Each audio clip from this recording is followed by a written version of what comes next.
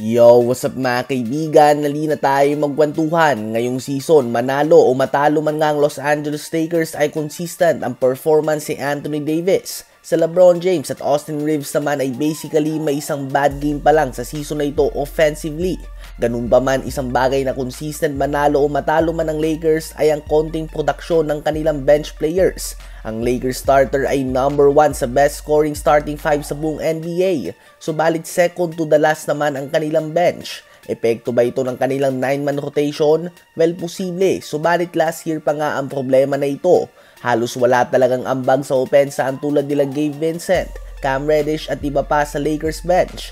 Ang 8 or 9-man rotation ay maganda nga kung consistent din ang ambag ng bench players tulad sa Hornets kay Trey Mann o malikmang sa Kings o kaya naman Buddy Hield mula sa Warriors. Ganun pa man kung consistent ito na walang ambag, magiging mahirap nga ito para sa Lakers sa mahabang 82 regular season games.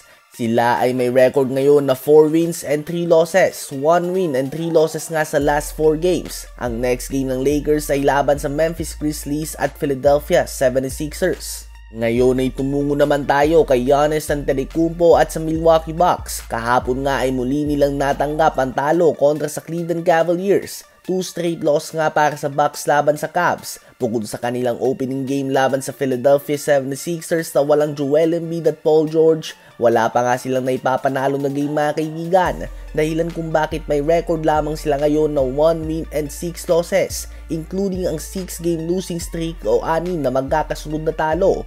Well, currently ay nasa dulo sila ng Eastern Conference at hawak ang worst record sa buong NBA o at least tabla sila sa worst record sa buong NBA. Ang Utah Jazz ay katulad ng Bucks may record din na 1 win and 6 losses. Subalit unlike Milwaukee Bucks, expected nga sa kanila ang record na ito dahil sa dami ng draft picks na meron sila sa mga susunod na taon. Ang next game nga ng Bucks ay laban sa Utah Jazz. Kahit na hindi magandang pinapakita ng Bucks ngayong season ay sila pa din ang favorite o yamado na manalo sa game na ito. May isang problema nga lang, kahapon ay hindi naglaro si Giannis dahil sa abductor injury at listed siya as questionable sa game versus Utah Jazz.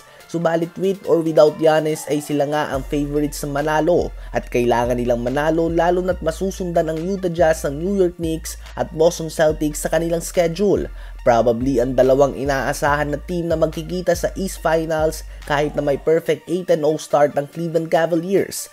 Habang sa Utah Jazz naman ay hindi din nga naglaro kahapon si Lauri Markkanen, subalit nakuha pa rin nga nilang panalo laban sa Chicago Bulls. So who knows kung pareho nga silang out ni Giannis sa tapatan ng kanilang mga kupunan. Sa palagay nyo ba ay mapuputol na ng Bucks ang kanilang losing streak laban sa worst team sa buong NBA?